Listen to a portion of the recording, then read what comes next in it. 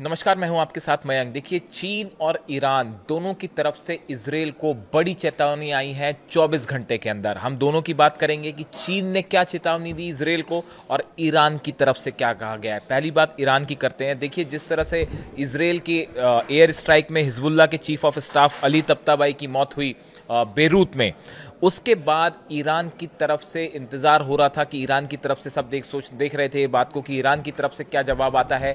Iran की सेना की तरफ से, आईआरजीसी की तरफ से कड़ा जवाब आया है। ईरान ने तख्ताबाई की हत्या को कायरतापूर्ण बताया है। वहीं ईरान के इस्लामिक रेवोल्यूशनरी गार्ड कॉर्प्स ने कहा है, यानी आईआरजीसी ने कहा है, इस्लाम के बहादुर सेनानियों के खून का बदला लेना प्रतिरोध की धुरी और लेबनानी हिजबुल्लाह का अधिकार है, इस पर कोई शक नहीं है। ईरान की सेना की तरफ से, आईआरजीसी की तरफ से बड़ा ऐलान करते हुए कहा गया है कि जिस तरह से हिजबुल्लाह के कमांडर की हत्या हुई है उसका बदला लिया जाना चाहिए और हिजबुल्लाह को पूरा अधिकार है कि इसका बदला ले। देखिए, हम आपको बताएं एग्जैक्ट जो उन्होंने स्टेटमेंट दिया है, आईआरजीसी की तरफ से जो स्टेटमेंट आया है।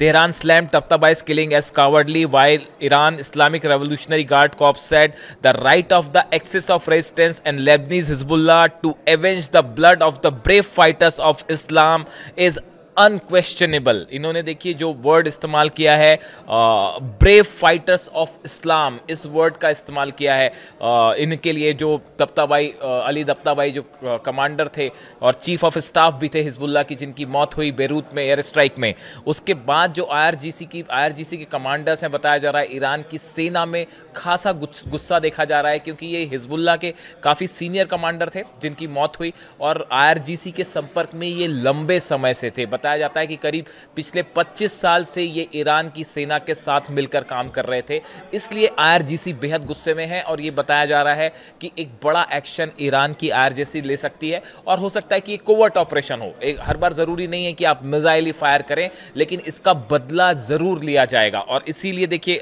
जो बात उनकी तरफ से कही गई कि the right of axis of resistance and Lebanese Hezbollah to avenge the blood of the brave fighters of Islam is unquestionable. ये कहा गया कि उन्हें एक तो फाइटर ऑफ इस्लाम कहा गया और कहा गया कि बदला लेना जो है वो अनक्वेश्चनेबल है, यानी बदला जरूर लिया जाएगा और लिया जाना चाहिए।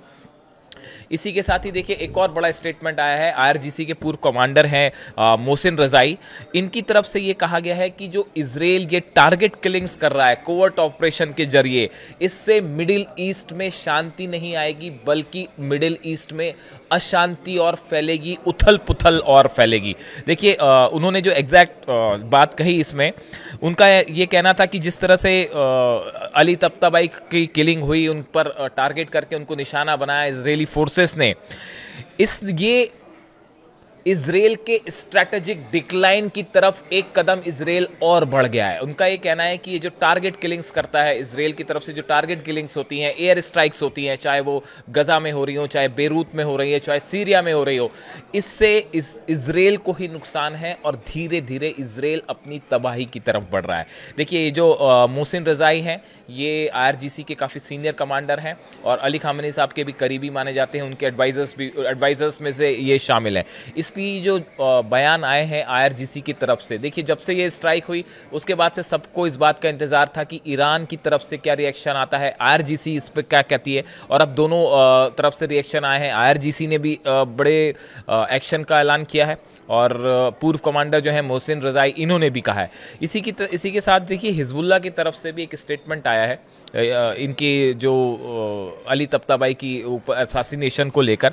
उन्होंने कहा है कि ये जो पूरी कोशिश हो रही है ये असल में हिजबुल्लाह से हथियार सरेंडर करवाने की कवायद है, जिसके लिए हिजबुल्लाह तैयार नहीं है और किसी सूरत में ऐसा नहीं होगा। देखिए senior Hezbollah official Ali Damoush told the funeral Tabatabai's killings aim to push Hezbollah into surrendering and submitting, but the goal will never be achieved. उन्होंने कहा कि इस कोशिश में कभी इजराइल कामयाब नहीं होगा और कभी हिजबुल्लाह अपने हथियार नहीं छोड़ेगा। देखिए मैंने अपने पिछले वीडियो में भी आपको बताया था कि जो हिजबुल्लाह का कहना है, कमोबेश वही स्टैंड हमास ने भी रखा है। हिजबुल्लाह का कहना ऐसा है कि हम तब तक हथियार नहीं छोड़ेंगे तब तक जब तक इजराइल अपनी स्ट्राइक्स पूरी तरह से नहीं रोक देता और पूरी सेना हिजबुल्लाह से लेबनान से विड्रॉ नहीं हो जाती, तब तक हम अपने हथियार नहीं छोड़ेंगे।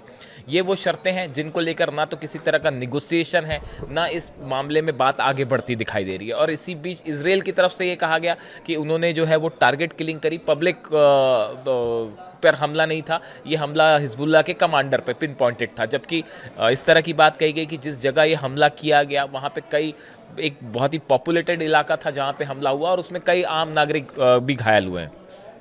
देखिए, ये बात हुई ईरान की तरफ से जो चेतावनी आई है इजराइल के लिए। अब बात करते हैं चीन की। चीन ने यूनाइटेड नेशंस में जो चीन के एम्बेसडर हैं फूकोंग, उनकी तरफ से इजराइल को वार्निंग दी गई। इजराइल के लिए सख्त स्टैंड लिया है इजराइल के खिलाफ चाइना ने, और कहा है कि जिस तरह से गजा में एक के बाद एक लगातार अटैक हो रहे हैं, हमले हो रहे हैं, ये सीज फायर का वायलेशन है और इससे रोका जाना चाहिए। चीन का कहना है कि करीब 400 से ज़्यादा बार गजा में इजराइल ने सीज फायर का वायलेशन किया है पिछले कुछ दिनों के अंदर, जिस पर रोक लगनी चाहिए। देखिए, चीन ने यूनाइटेड नेशंस में ये बात रख के चीन उन देशों में शामिल हो गया है जिसने बड़े साफ तौर पर इजराइल की स्ट्राइक्स का विरोध किया है गजा में। चाइना's ambassador to United Nations फूकॉम warned that genuine peace between Israel and Palestine remains distant। उन्होंने कहा कि अभी भी फिलिस्तीन और इजराइल के बीच में किसी तरह का जो शांति की बात है ये बहुत दूर है, इसके आसपास भी अभी शांति के आसपास भी दोनों पक्ष नहीं है। Urging the international community to intensify efforts towards sustainable cease fire. चीन की तरफ से ये कहा गया कि इंटरनेशनल कम्युनिटी को, देशों को ये कोशिश करनी चाहिए कि गजा में एक स्थायी जो है वो सीज फायर लागू हो सके। इसके साथ ही फूकोंग जो है वो रिप्रेजेंटेटिव है, China's ambassador to United Nations है। Fu Cong also called on Israel to uphold its international legal obligations particularly regarding humanitarian access to Gaza. इन्होंने ये भी कहा है कि जो मदद पहुंचाई जा रही है गजा में उसको रोकना नहीं चाहिए और इजराइल को ये श्योर करना होगा जो इंटरनेशनल कोर्ट ऑफ जस्टिस की रूलिंग्स हैं उसके मुताबिक की सहायता जो है वो पूरी तरह से गजा में लोगों तक पहुंच पाए। यानी चाइना ने एक तरफ सख्त स्टैंड लिया है यूनाइटेड नेशंस में इजराइल के खिलाफ और बड़े खुलकर ये बात रखी है कि गजा में स्ट्राइक्स का विरोध किया है उसने, और ये कहा है कि 400 से ज़्यादा बार इजराइल ने वायलेशंस किए हैं जिसको हर हालत में रोका जाना चाहिए। और दूसरी तरफ IRGC का ये ऐलान कि हिजबुल्लाह के कमांडर की अली तब्ताबाई की जिस तरह से किलिंग हुई है उसका बदला लिया जाना चाहिए, उसका बदला लिया जाएगा। जिसके बाद ये माना जा रहा है कि अब आने वाले दिनों में इजराइल और ईरान के बीच संघर्ष और तनाव ज़्यादा बढ़ सकता है। अब देखना यह है कि क्या हिजबुल्लाह की तरफ से किसी तरह का रिटेलिएशन होता है। देखिए, एक खबर ये भी है, कुछ समय पहले तक ये खबर क्या है सभी जानते हैं इस बात को, जब तक सीरिया में बशर अल असद की सरकार थी तब तक एक मेजर हथियारों की सप्लाई जो है वो सीरिया से हिजबुल्लाह को हो रही थी। लेकिन बशर अल असद की सरकार हटने के बाद ये जो सप्लाई लाइन है, सप्लाई चेन थी, ये टूट गई। अब खबरें इस तरह से हैं कि इसको फिर से स्टैब्लिश किया गया है और हिजबुल्लाह तक जो है वो नई हथियार और रॉकेट्स एंड मिसाइल्स पहुंचाई जा रही हैं। इसके बाद अब बड़ा सवाल ये है, इजराइल अलर्ट पे है, क्या इजराइल पर किसी तरह के रॉकेट से या मिसाइल से अटैक हो सकता है? इसको लेके इजरायली सेना जो है वो अलर्ट मोड पे है, खासकर नॉर्दर्न इजराइल में।